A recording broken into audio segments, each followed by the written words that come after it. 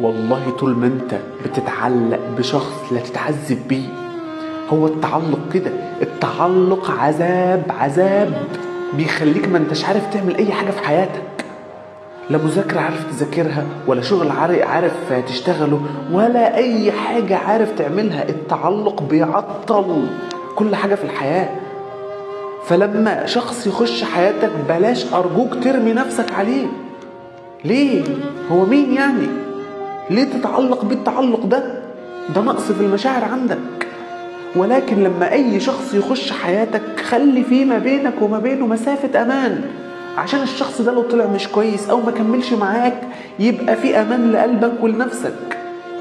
ما تنهرش زي ما احنا بنشوف وتبقى عايز تنتحر برضو زي ما احنا بنشوف عشان شخص مشي. ما يمشي مع السلامة. انا قلبي مش متعلق بحد، انا قلبي متعلق بربنا بس. فركز في حياتك.